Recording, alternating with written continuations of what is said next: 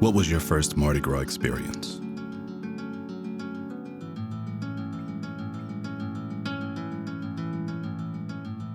In New Orleans, there are two.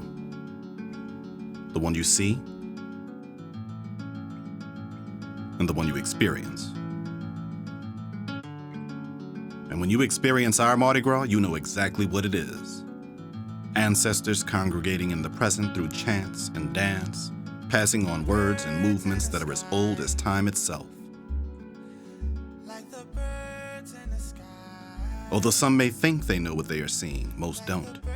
This, what you are seeing, can only be experienced. I sold all night long. Somebody got a soul. I saw a march, I break a dong. Somebody got a soul. Hooray, what they say? Somebody got a soul. Early in the morning, gonna kill 'em dead. Somebody got a soul. I'm a I'm little bitty boy with a feather in my head. Somebody got soul. Say early that morning, that's what I say. Somebody got soul. Hooray on the battlefield. Somebody got soul. Say Mardi Gras morning, I'm dressed to kill. Somebody got soul. I'm a little bitty boy from way downtown. Somebody got soul. I make no hoon, make no bow. Somebody got soul.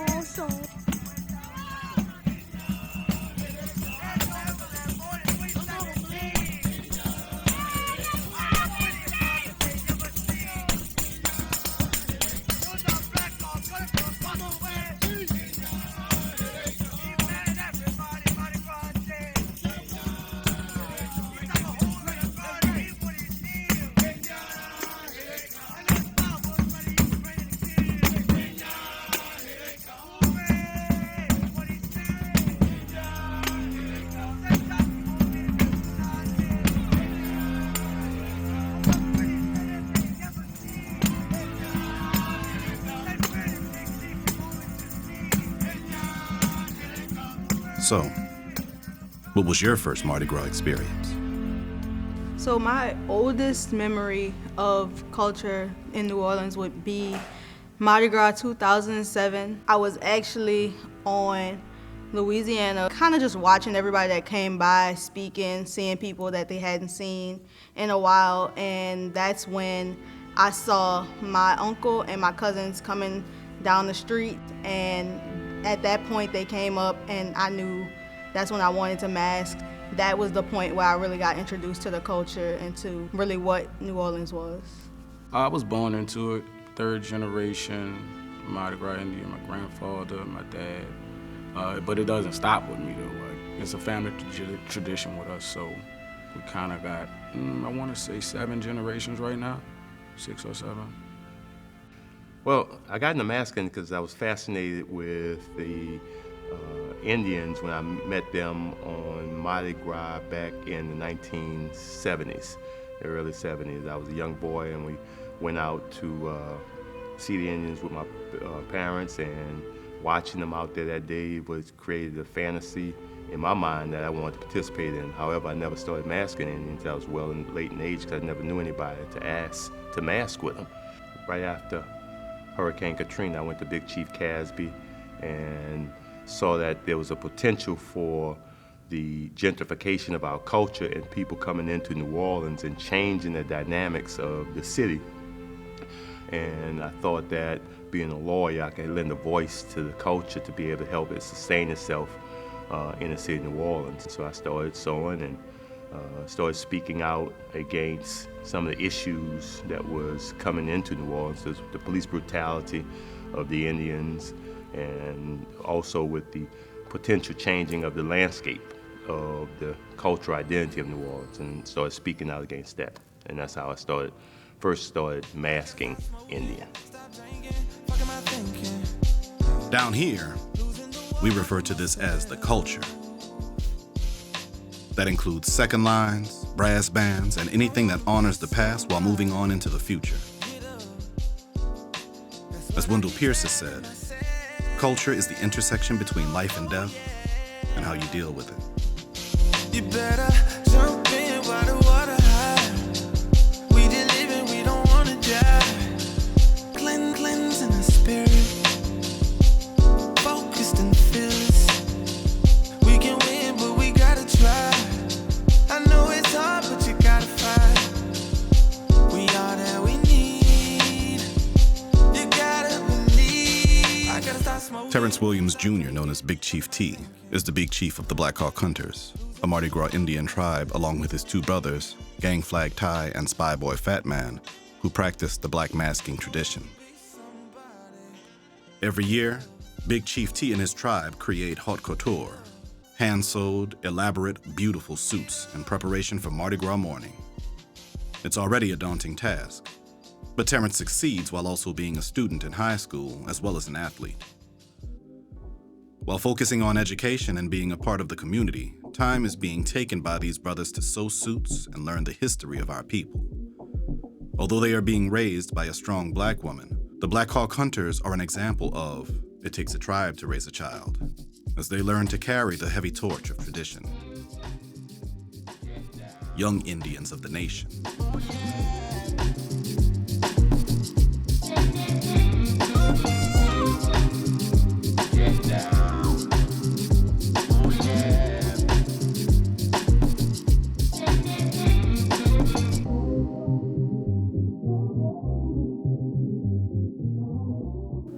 My name is Terrence Williams Jr., and I'm the Big Chief of the Black Hawk Hunters Masking Indian tribe. When I was in 8th grade, I was researching. I came across Chief Black Hawk, and I read about how he was a fearless leader and did anything to make sure that his tribe was okay and safe, and make sure everybody was happy. And it just happened to be like some of the qualities that people seem to associate with me. I was like, I'm gonna name my tribe that after him. How did you get in the mask? Well, first off, my big cousin, Eric Smith, was masking with a tribe. And my mom was looking for ways to help my brother, Tyrell, who's the gang flag of my tribe, cope with his ADHD. Masking has helped me by teaching me perseverance, patience, because I gotta sit there and sew the stuff in order to make it. And when I used to get frustrated, I used to know that I could come to the table, sit down, and sew. Because like the 1, 2, 3, you know what I'm saying, counting sheeps, all that didn't really help me, but the one thing that really did was sitting down at the table sewing. Tyrell was first diagnosed with ADD, ADHD when he was 6 years old. So I know like it's, some people feel like there's no such thing as ADHD and it's just a myth, and some people feel that it's just something that they want to diagnose black kids with, but actually ADHD is real. It's a real thing. Some people will call it ADHD. Some people just say, oh, this child is bad. So I feel like it helps him because, he uses it as a coping strategy. Like he's able to sew. It's like meditation, because even with ADHD, they try to give you different ways to cope. When he would go sit down and sew, it helped. And don't get me wrong, it's not always peaches and cream. He would get frustrated, but he wanted it so bad, and it was something that he looked forward to. He persevered through whatever obstacles that came to when it came down to sewing and putting his suit together. So that first year, he masked. They asked me if I wanted to mask when I was 7, and a little bit immature, I was like, nah, I'm not wearing pink. I'm not wearing all those feathers. I'm not wearing all that long hair. I didn't want to do that. So I was like, I'll just sit on the side and I'll watch. But that year I also learned how to sew as well to help out with him. So that year I was playing the tambourine behind the chief, watching everything. Without the suit on, of course, you see everything differently. You see how the flags meet, the spies meet, how the chiefs meet, how the wilds meet. So after sitting out that year and watching everything, I was like, all right, I'm gonna give it a try. So my first year, I came out as a spy boy and I sewed my own suit by myself. So after that first year, I was like, oh, this is nice. I'm gonna keep doing it. And I'm gonna actually look into the reasoning of why I'm doing it as well.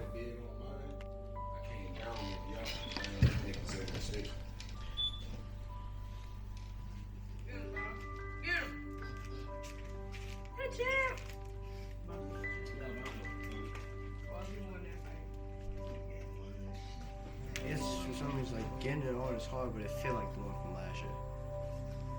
So you're gonna have to go back.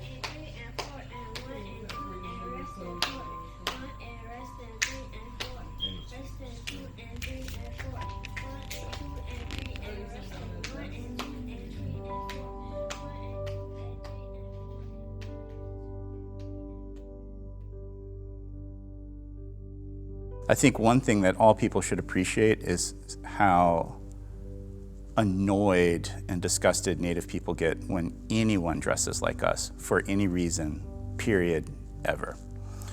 Now, motivations for that are definitely vary person to person as motivations to doing anything. But in general, Native people are utterly disgusted when anyone ever dresses like us.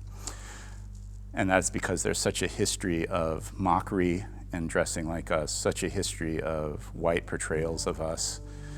I think with Mardi Gras Indians, many of them are, in fact, of indigenous ancestry. And if that is a way of expressing the person's indigenous ancestry, I think that's a different interpretation from, say, a white person dressing up in Native clothing. Also, the outfits have a Native element, but they're also obviously influenced by African clothing in a way that's not just Native clothing. I think another interesting thing is that, and I think this is a point of contact, is that many Mardi Gras Indians, every time there is some sort of indigenous activism, whether it be Standing Rock protests, either at Standing Rock in North Dakota or similar protests here, Mardi Gras Indians always join in solidarity with what we might traditionally identify as indigenous people, and that's a big point of contact. Every time I've ever talked with Mardi Gras Indians, they're very supportive of learning about indigenous culture and supportive of indigenous causes. I think many indigenous people who want to understand Mardi Gras Indians should maybe talk with them, and vice versa. I don't think that of Mardi Gras Indians as adversaries of indigenous people, definitely strong allies, and also people of indigenous ancestry. And I think that's a beautiful thing. Masking Indian, as we do it in New Orleans, is an African culture. It has its roots in Africa, and it was carried on in New Orleans because of the Black Code, or Code de Noir, which was the French law at the time. And the French law required the slave masters to give their slaves freedom on Sundays to practice whatever cultural identity, whatever things that they wanted, and the slaves would assemble at a place later to be called Congo Square. And at that Congo Square, the cultural exchange of all the Africans who were slaves was allowed to manifest itself there.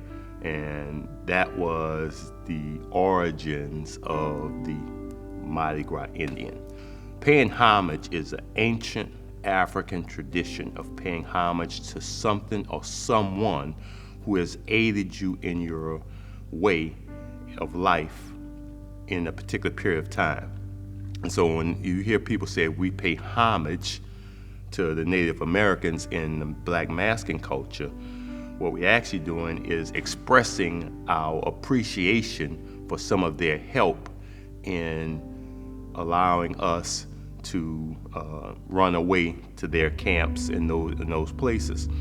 I think they both are represented well in the culture. Our drums, for instance, the drums is actually part of African culture.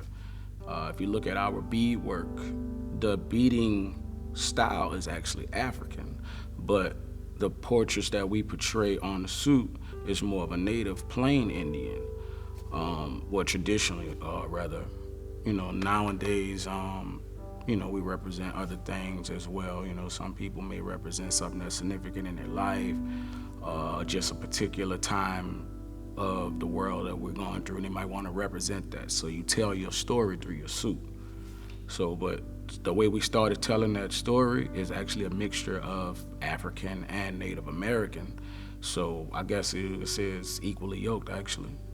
I think any points of confusion, though, require conversations, and they require conversations with Indigenous people where Indigenous people feel free to voice their concerns, and vice versa. Many Indigenous people consider it offensive, and when it comes to whether or not something should be offensive to Indigenous people, only the opinions of indigenous people matter. No one else's opinion matters whatsoever regarding what indigenous people should find offensive. However, I think fewer indigenous people would be less offended by Mardi Gras Indians if they knew more about the backstory, if they knew more about the indigenous ancestry of those individuals, and if they knew more about the history between African and indigenous peoples in this city, which is a deeply intertwined, interwoven history that cannot be separated.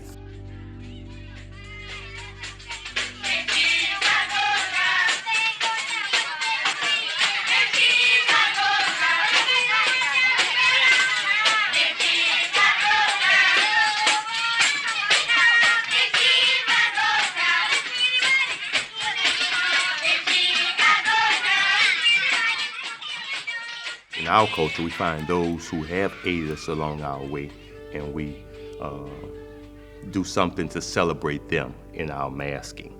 And Big Chief Rabi wrote in his book that the imagery of the Native Americans that we see on our suits came about back in the early 1900s because that was the images they started to see in the coloring books of Indians. So they got those images and put on their suits as a way to pay homage to the Indians, the Native Americans who actually helped them along the way to freedom for some of their ancestors. My tribal nation, we're probably originally from Mexico, or at least we have many loan words from that area in our traditional language, Ishakoi. The first ever French depiction of indigenous people in the city, Alexander de Botze's painting from 1735, has a member of our tribe visiting. So we do have a long history of trade and diplomacy with this area and very long history of relationships with the area nations. As far as our relationship to New Orleans, something I will often talk about is that New Orleans does not exist. There is a place called Bulbancha, though, where we are sitting right now, and in Bulbancha we have a long history of it. As far as our relationships with African Americans, our tribe has traditionally been very willing to incorporate people of African ancestry into our tribe, to intermarry with them. I am of indigenous and African ancestry and European ancestry. I see no contradiction in that. That might be different slightly ethnically than my Ishak ancestors, but they called themselves Ishak because their ancestors did, and so do I. There's no shame to be indigenous and African. There's no contradiction. Black is beautiful. Kushmel Pistaksush, as we say in our language. Black lives matter. And we have a long history of intermarriage that forms the basis of the Creole population in Louisiana. Almost all Creole people are of mixed indigenous, European, and African origin. Also, the vast majority, I'm sure, of indigenous identified people in Louisiana have some African ancestry. Whether they are proud of that or not, I'm very proud of it.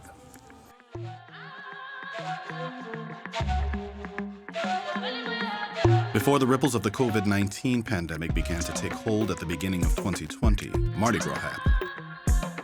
It'd be the last time we would be able to embrace one another as a community, and the last time in 2020 that the Black masking Indians would be able to display their culture to their community. Even though time has passed and technology has progressed, the ways of our ancestors are still practiced from year to year. No matter what changes around the culture, the practices stay the same. Sewing. Every year, Black masking Indians sew their own suit by hand, and every year, they incorporate something that matters to them on a spiritual level. This could be a civil rights legend who helped to bring awareness to the plight of the ongoing struggle of being Black in America, like MLK.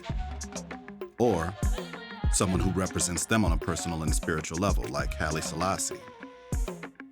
Or sewing could be a dedication to the most important person in all our lives, someone who nurtured us to become the person we are.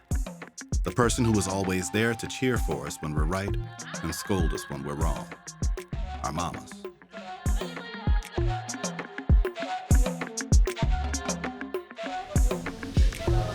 You're not gonna see that.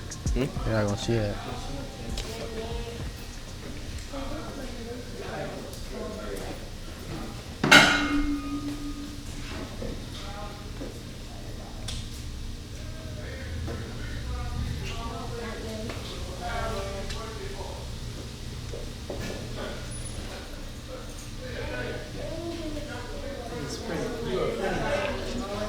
Come back, sir.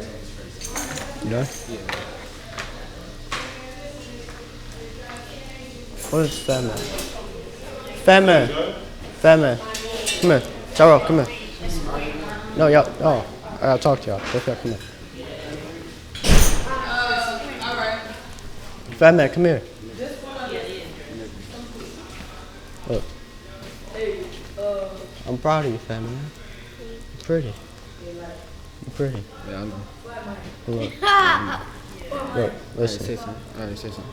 I'm extremely proud of y'all, alright? All right, come on. Here you go with that. Fat Man, you coming out on the first spot for the first time. You got this, okay? Just like you practice. You got it. What are you? A spot boy. What spot boy? Pretty spot boy. Pretty spot boy. Tyrell, you do your job, alright? I love y'all. I love both of y'all, alright? Come on. Come here. All right, sure. All right, sure. All right, for Indian Red, Fat Man, when I call you out, when you're almost done, you gonna go to Mom and give her a hug and tell her how much you're thankful for her, okay? Because it's Say what? that you're thankful for her, okay? Say I love you. All right. Remember, when we do Indian Red, you go to Mama's, tell her how much you love her, because your suit is for her, all right? Your suit is dedicated to her. Same for you, all right? And you? Hmm? Yeah, me, of course.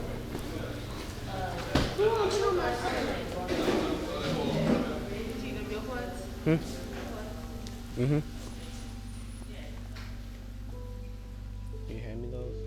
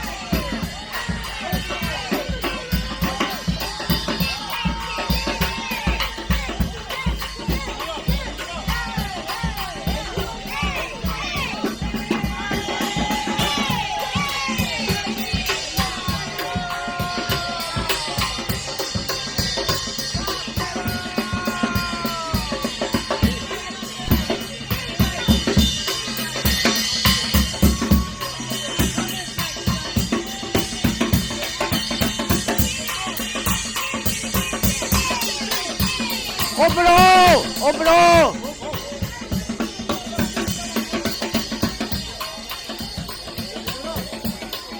Take a look at a Chief Scout. Chief Scout. He's the Chief Scout of a nation. The whole wide tree, and he won't bow down on that ground. Because I love to hear them called by Indian Red. Oh, Jockey Morphine, Ohio, in the morning, Ohio, in the evening, Ohio, all day long, boy. Oh, my Indian Red, oh, you kill them dead. Because I love to hear them call my Indian. Take Take a look at a spy boy. Spy boy. He's the spy of a nation. So I create a wall by now.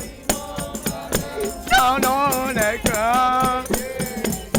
Because I love to hear them call Indian Red. Take a look at a wild man.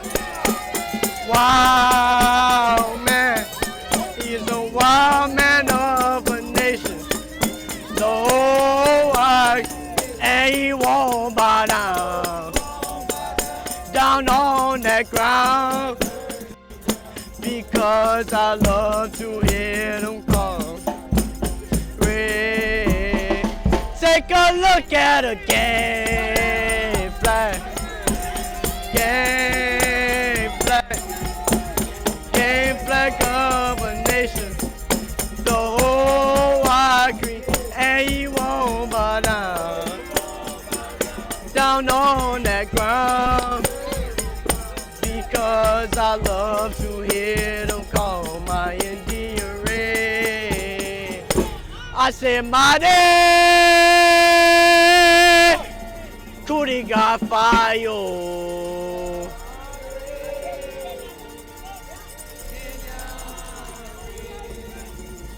So I'm a pretty big chief from way downtown, stop a hole in the ground.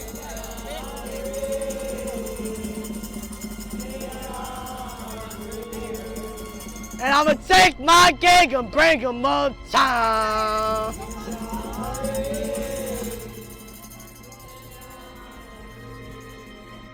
Say I am the oh!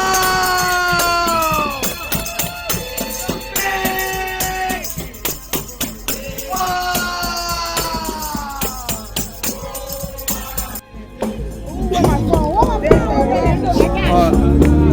The reason why we did this. I love you. I love you, Mom.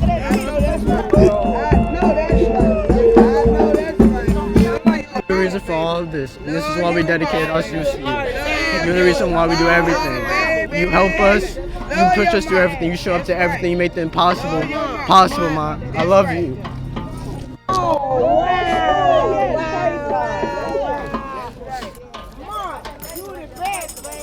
Indigenous and African people here have often lived in the same neighborhoods. Very often the case in Louisiana that the oldest free neighborhood of African Americans in a city is also based on the native village. That's true in Lafayette, Louisiana. That's true of the Treme here in our city. That's true of many other neighborhoods around Louisiana. African and Native American people are heavily intermarried. What I think sometimes happens is that Native aspects of people get erased when they're intermarried with African people. And that's because in our society, unfortunately, through racist ideals, people see African blood as a contaminant, such that if you have African ancestry, you're no longer Native American. But many prominent people who are African American are also Native American, and people sometimes forget that. People such as Jimi Hendrix, people such as Mildred Loving, people such as Crispus Attucks, the first casualty of the American Revolutionary War, had one African American parent and one Native American parent. He's no more African American than he was Native American. But you really never really see people very often talking about his Native American ancestry. Growing up, like I said, let's say 30 years ago, when I was young, very, very young, because I ain't that old, y'all. But like the city embraced all culture. It did. And nowadays you can see that changing. I'll give you, for instance, the Mardi Gras Indian culture.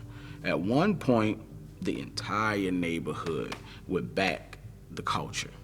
Whatever it was, just to follow that tribe, follow that chief, represent that chief, because each chief represent each neighborhood, so the neighborhood represent that chief right back. And nowadays, like I said, that neighborhood is not there no more. The chief is there, but the neighborhood is gone. So now you don't have the same, camaraderie. You don't have the same representation. So the feel is different. Before Katrina, the city was 67% African American. It's now 59% African American. And although the black population has rebounded every year since 2006 as the city has recovered, in the last 2 years we've seen a net decrease in the total number of black folks living in the city by about 1,500. I think the first thing that we need to shift when we talk about gentrification is that it's not a residential phenomenon. In the research I do, I look at gentrification as a project of systemic racial oppression. But every black community doesn't get gentrified. It's generally a multi-generational process that begins with divestment in black communities. Right? First of all, we have to understand that the majority of black neighborhoods are strategically situated in areas that have the worst conditions. The divestment over time is to ultimately push black people out of the city centers. Right? Because a lot of the communities we're located in are done for work purposes. You know, you're close to downtown, you're close to the lake, or you're close to whatever corporate hub had you working. When the work disappears, now corporations, with the help of the government, want to remove the people.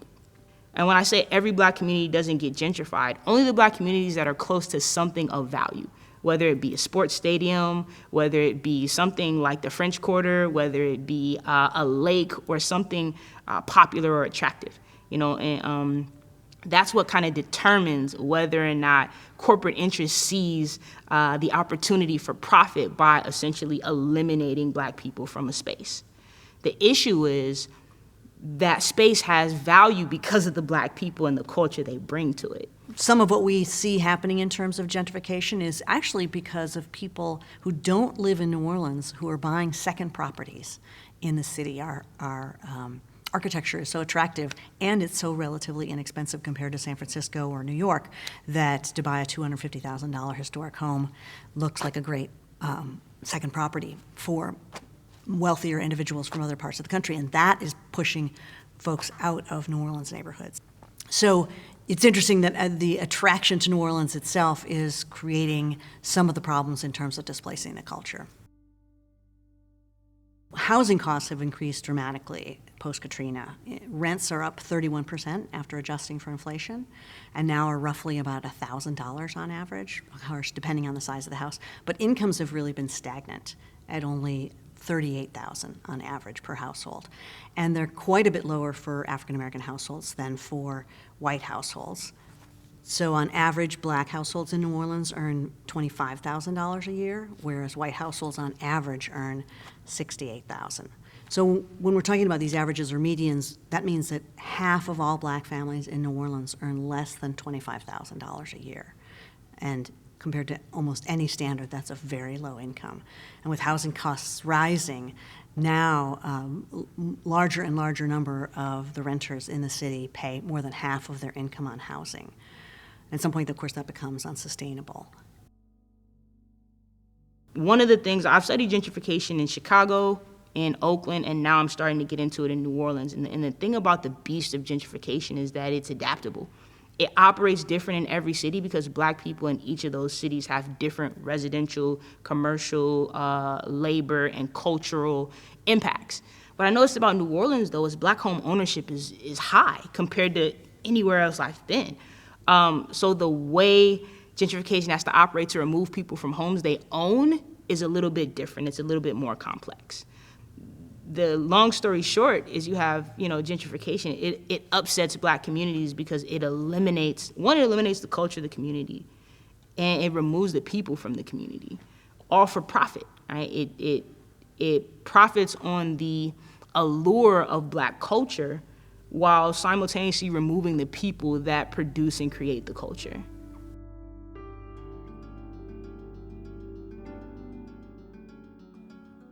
Our culture here has been, and still is being made from being oppressed, and has always been monetized from those outside of the city and outside of the culture. During times of disaster and in the immediate following of it, a question is always heard. If there are no Indians on St. Joseph's night, no brass band on Frenchman, no crawfish bread while trombone shorty plays on a Sunday afternoon in late April, what is the purpose of being here? If this is considered, more people would understand that New Orleans is more than a city for a good time, and as a place where years of cultural diversity have combined into a kaleidoscope of music, food, and people. If the culture is examined, more people would understand the years of different cultures coming together and learning from one another for over 300 years. New Orleans is more than laissez-monter rouler.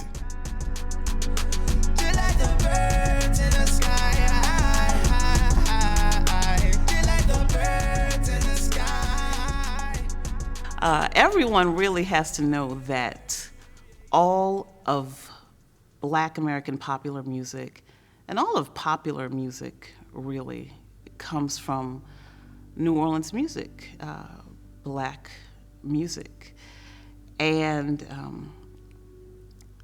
the research that comes out of African music making in Congo Square in the 19th century in New Orleans leads us to four characteristics that we can tie to this area, which influences everything after that.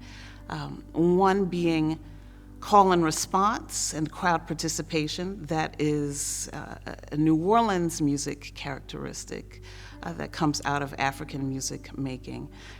Another is rhythm and polyphonic rhythms, as opposed to European harmonic style.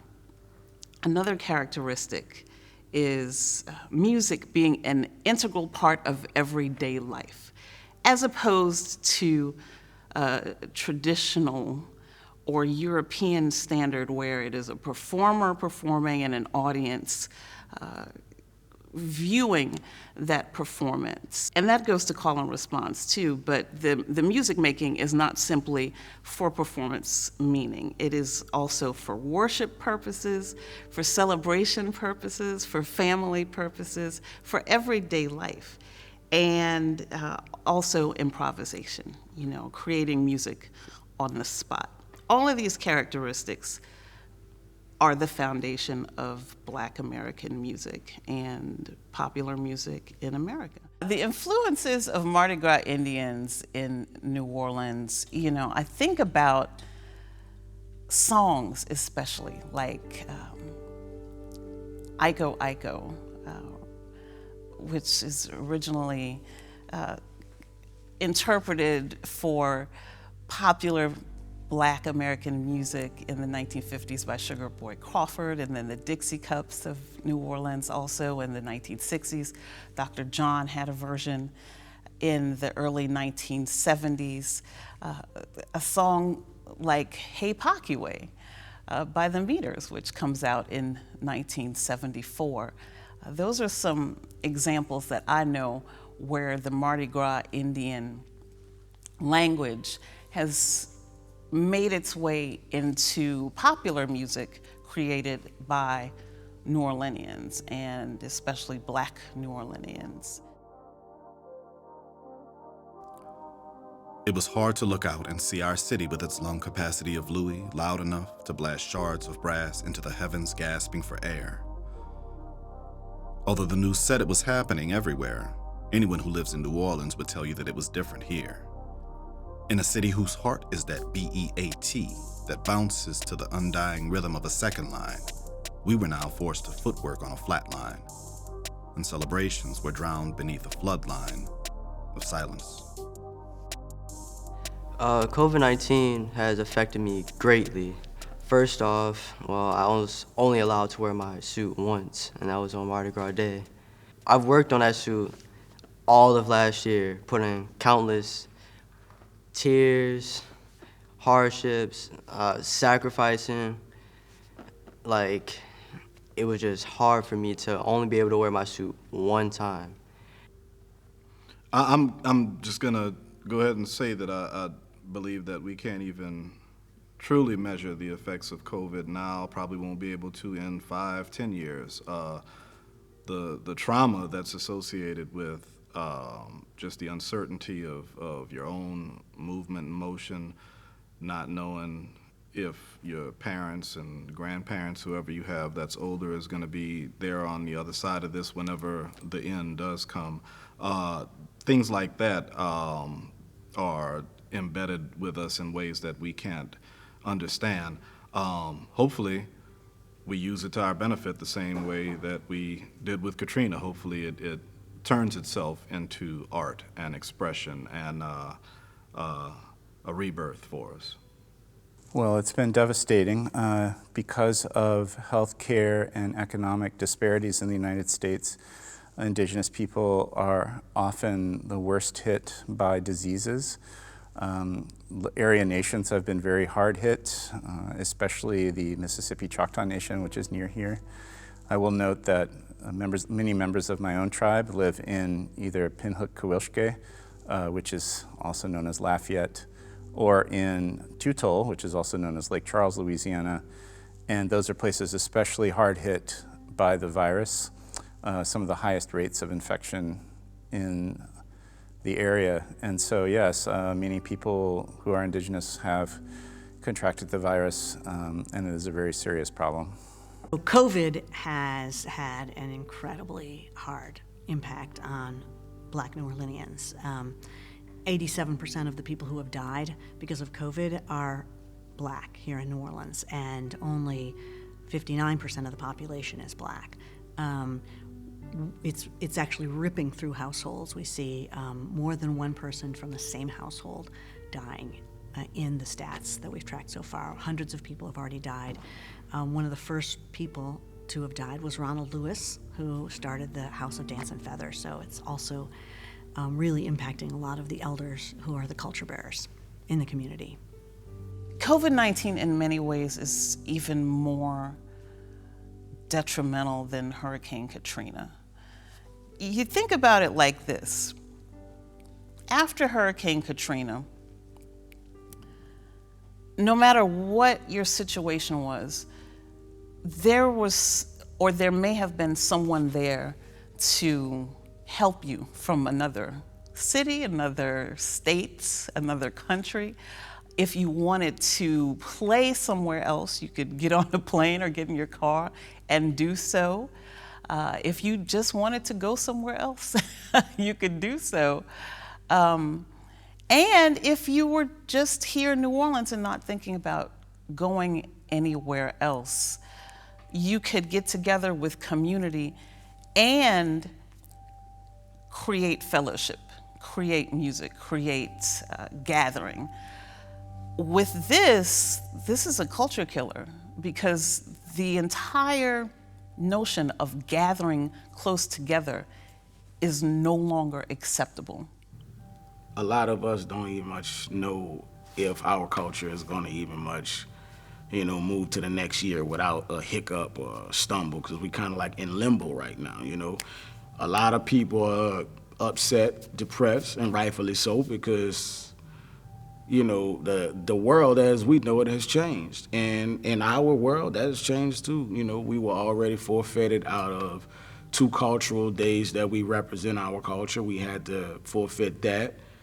It's talks of having to do it again, and this will be a first time ever in history since the culture has even started. So you can imagine a lot of people, that don't sit too well with a lot of people. But, what could we do? It's a pandemic, so I could say everybody that I talk to, everybody's showing, is because, first of all, it's so addictive to where you can sit down and somebody can tell you, man, it's a 90% guarantee that we will not have Mardi Gras. Indians are gonna still sow. That's what we know how to do, That's part of the culture. That's one of the things that's embedded in the culture. If you wanna be an Indian, you gotta sow. So everybody is sowing, being hopeful, and me included. We just had a conversation about this yesterday with T, about where do we move from here? Where do we go?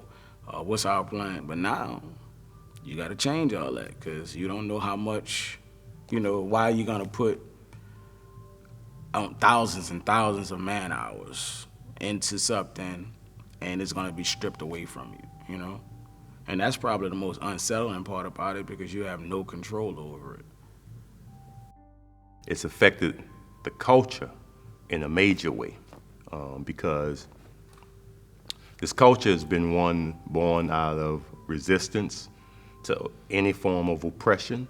And when you put mandates, like you can't go out or you can't cancel St. Joseph Night, we're gonna cancel these things.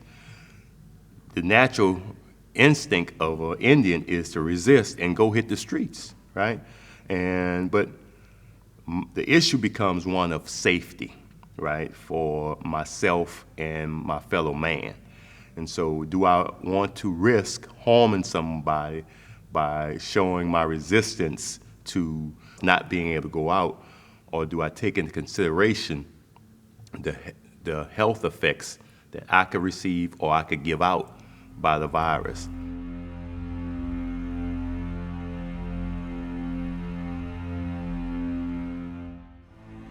Following the murder of George Floyd, people of all backgrounds felt it was time to let their voices be heard.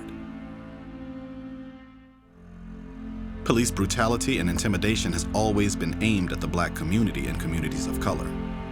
But with a mixture of people being stuck in their homes in hopes of avoiding death through one disease, the continuous loop of Black bodies being killed at the hands of the police showed the world that America had another pandemic problem. But unlike COVID, there looks to be no cure in sight. As a young African American, you're in a perpetual state of not being heard. So the only thing left was to protest. Some years back, we had an issue with NOPD for St. Joseph Night. We were out on the street traditionally doing our meets and stuff, and the police told us we couldn't be there. Now keep in mind, this is a tradition that's been going on at this point was like 150 years, and they try to put us, they ain't gonna say they tried, they did put us off the street. They arrested some Indians who was out there who, you know, felt like they had the right to be out there, and they took them in their suits. So, you know, they harassed us a couple years after that until we actually had to get with City Hall and go have meetings and pretty much get the city to understand that this is our culture. This culture is a part of New Orleans, you know. You can't have one without the other, so.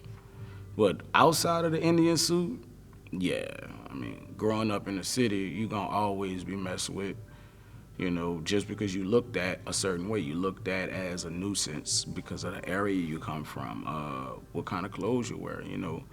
For instance, I got a gun pulled on me for sitting in a car, a parked car, in front of a friend of mine's house. But it just happened to be two friends could not be sitting in a car at that time of night in that neighborhood and not be up to something, you know. And, you know, apparently we was actually just getting off of work, working the night shift.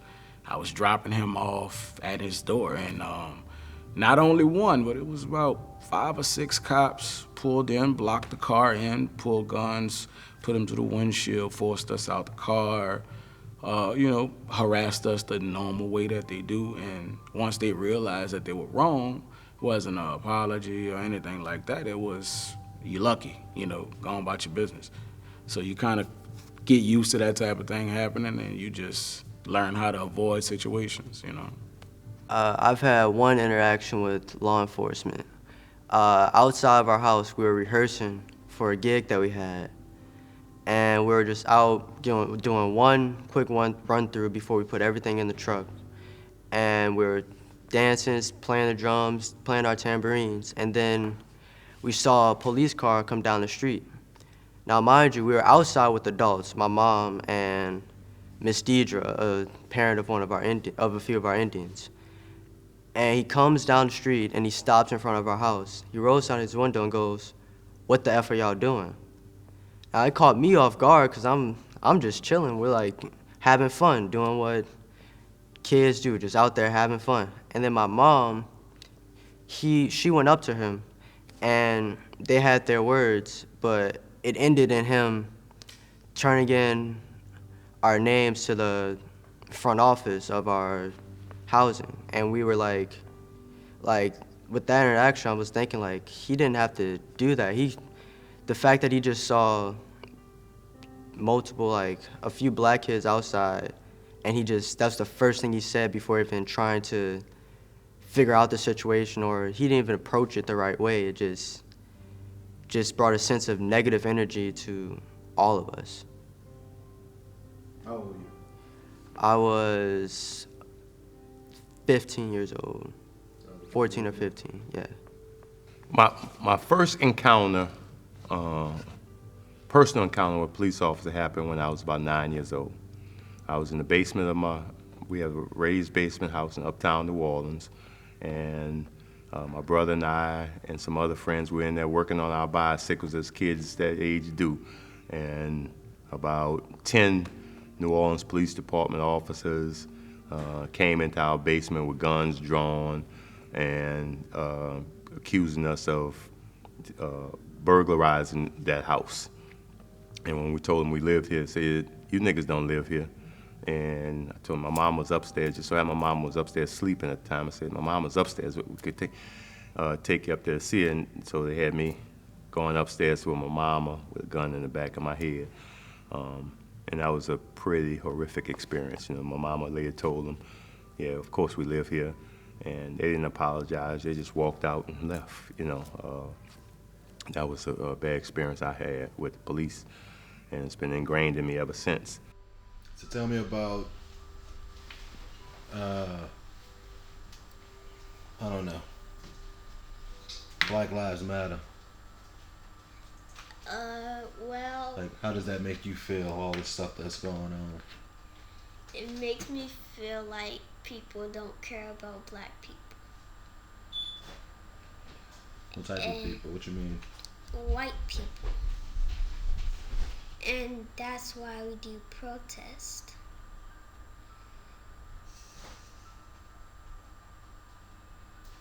They don't care about us.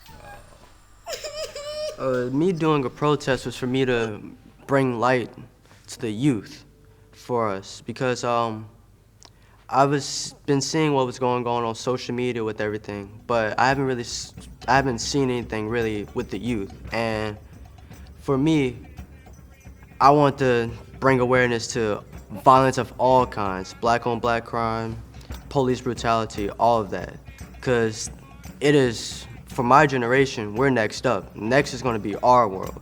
So I want to make sure that we were able to take a stand and shed light on what's going on for us, because, as I said, next is going to be us running the world, and we got to make sure that it's right for the people after us and the generations to come.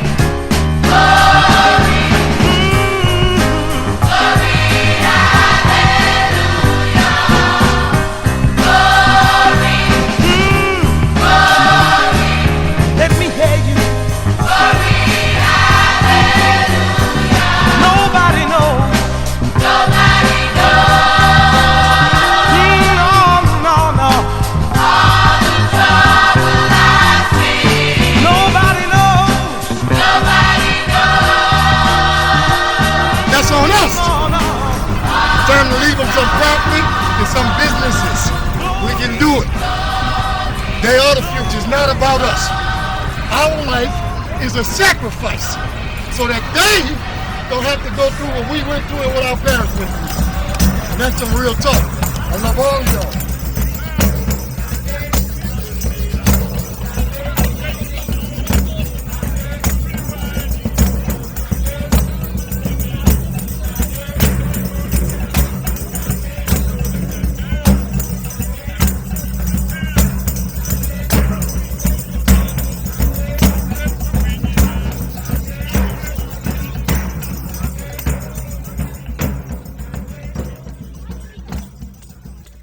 So, when it comes to Fat Man, first of all, Fat Man is a straight A student, 4.0 all the way around. So obviously, I'm proud of all his achievements academically, but to be an 8-year-old and, you know, the youngest in our house, I'm just really proud of the way he is able to articulate and make decisions, able to discern situations when it comes to right and wrong, and just able to identify certain things which most 8-year-olds over their head. So that makes me proud of him, just the way that his train of thought, his ability to dissect situations, and just being caring and loving, that makes me proud of him. My big chief told me if I want to be Indian, I gotta sew. So when I get back from school, I do my homework and then I make sure I sew. Because I'm the Spider Nation.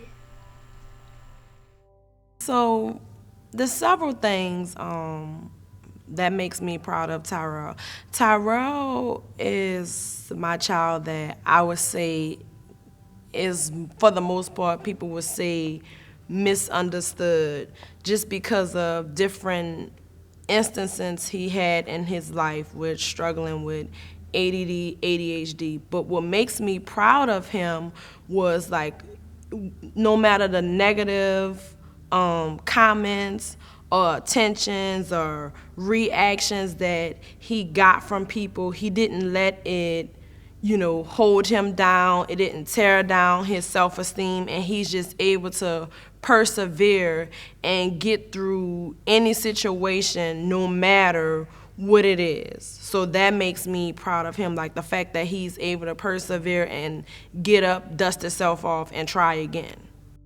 There are several things that I'm most proud of when it comes to T, but the one that stands out to me the most is his humbleness. And I know a person may think of humbleness like that's not really something that you should be proud of, but actually it is, because his humbleness have allowed him to maneuver in life in different ways, whereas for me, my personality is very different from his. So his humbleness, you know, the fact that he's, you know, always been a smart student, like for the most part, always been the head of his class, is always in the limelight when it comes to masking Indian, but he still remains humble. Like, he doesn't boast, he doesn't brag, he doesn't feel like he's better than this person. He's always willing to help and just be there and help and guide and lead others. So just his leadership capabilities is what I am, and his humbleness is the things that I am most proud of him for. When I first met T, and, you know, I really took a liking to him because of his desire for greatness, right? He really wanted to set himself apart. And at the time, he was in the 8th grade at Newman. He was an athlete, and it was just something about T, and I still haven't been able to put my finger on it, that really brings people together. He really is a natural leader, and that's very hard to come by. You know, most kids are or shy, and T is shy, right? Most kids don't want to really overstep their bounds, but T is a very humble giant because he doesn't express himself initially. He analyzes the situation, and then he'll call you back and say, you know what? I thought about that, and this is how I want to handle that. I mean, that's a true sign of a true leader who's willing to not act on his first thought and just respond. He's willing to think about it, analyze it, and then give a proper response. That's the best thing about a chief. That's the best thing about T, and that's the best thing about a future leader of our country. After I graduate high school, I plan to attend either Howard University, University of Miami, or FAMU to get my pre-med to be able to get into medical school in pursuit of becoming a plastic surgeon. I want to become a plastic surgeon because it's reconstructing and constructing. It's like being able to help people feel better about themselves, and as I said, reconstructing and constructing is what I do with my Indian suit. So being able to take that already brings smiles to people's faces, being able to do something bigger to say, like, maybe save someone's life. Being able to do that with reconstructing, constructing, something that I've always been doing since I was 7 years old, it will be a joy to me.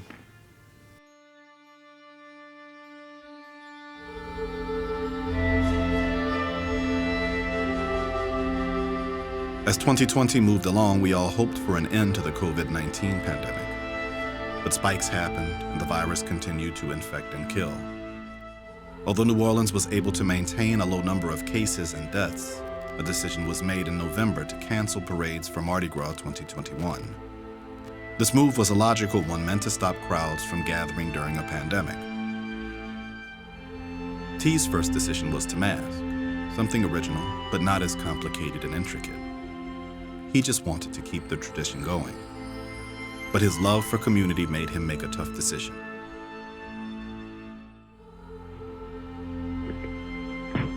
I've been masked for half my life and I had to make a heartbreaking decision. With COVID, I decided not to mask in order to keep a crowd from gathering. With the numbers rising, I wanted to play it safe, and I had to make this choice for myself and my tribe. In life, everybody has a choice, and some people may choose to mask, and I respect them for their decision. The culture, though, is still embedded in me and will continue to live on through me all 365 days of the year, and not just Mardi Gras. Mardi Gras is just when I show off my suit.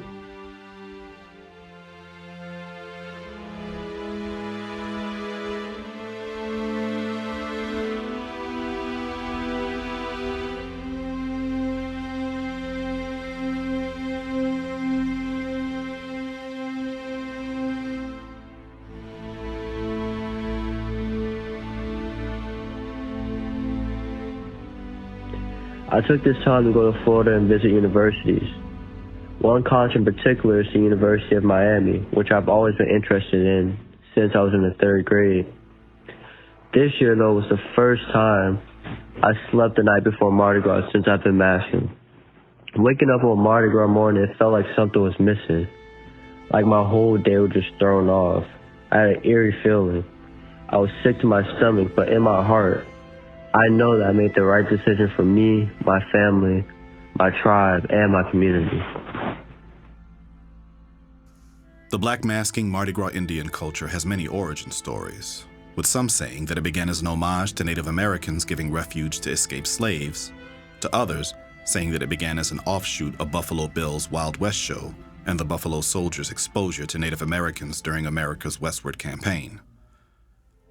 What we do know is that from the time that Americans decided to become a nation and to expand from the Atlantic to the Pacific, Native Americans were killed and moved from their land for the sake of capitalism. In New Orleans, the fears of the African American community are similar, that over time, the culture can slowly disappear, and what's left will only be a memory of the people who suffered through pain and died to pass along traditions that can be traced back to Africa. Our children are leaving. Data shows that educated African Americans are leaving the city in search of higher wages elsewhere. With housing becoming unaffordable, the city is becoming more segregated. Neighborhoods like Bywater, Treme, St. Roch, and St. Claude are being gentrified. In a city that still has a majority African American population, the influx of other races is changing the makeup of New Orleans. And although African Americans have been the majority of NOLA's residents, they are minorities in wealth and ownership. That's why the Black Masking Indians are so important. They challenge you to look into the past, to look at the indigenous cultures and the Black Masking Indians after them, to see the similarities to what has happened to culture and what is happening now. Some are holding on and continuing tradition. Masking began out of protest. Masking was a way for African Americans to parade in their own neighborhoods with their kings being chiefs. We don't know how long T will be able to continue the tradition, but we can see that even if better opportunities lie ahead for him that aren't here and he decides to move on, the tradition is already being passed to his younger brothers and beyond. This culture is not something you can take away from the area.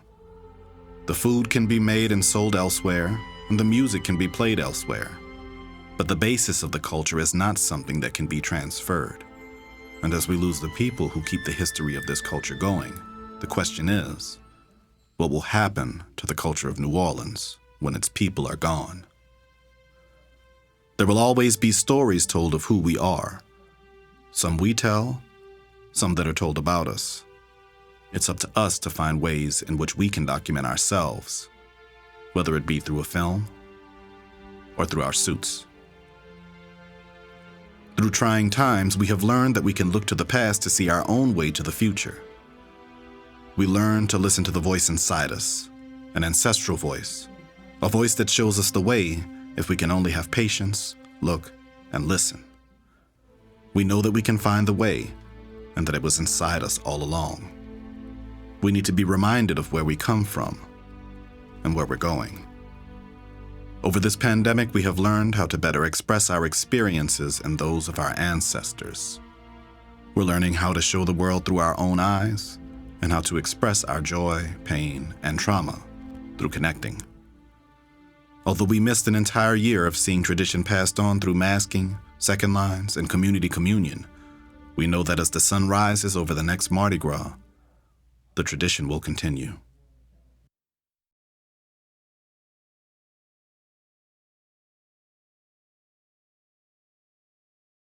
I know your power, I know you make a way.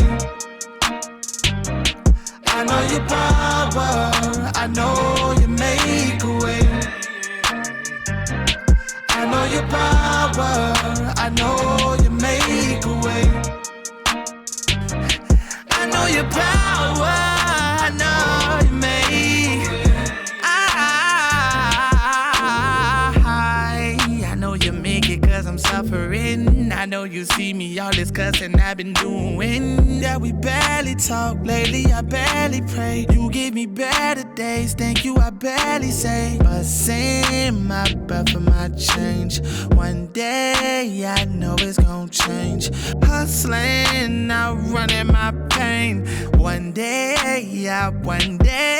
I cannot wake or speed up without you. Head up, feet up, I know that that's you. I'm not too proud to say when I'm blue. Man, I hope you feel me, Lord. Tell me, can you hear me, Lord? Cussing while I'm praying, I gotta give you the real me, Lord. All of this temptation, I hope you keep it from near me, Lord. The range of your rain, your rain.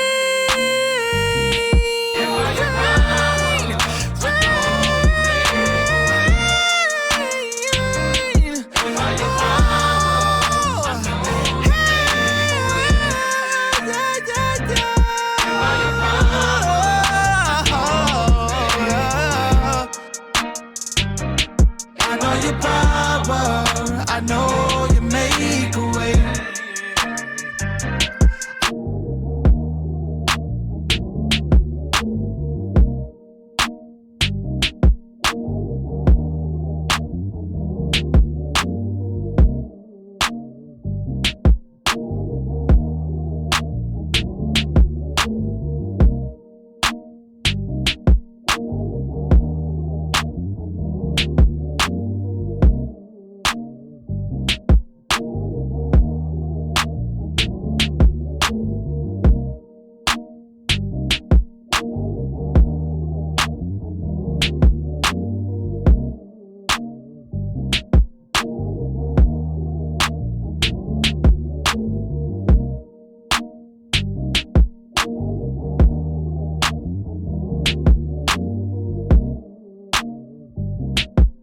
your power, I know you make a way. I know your power, I know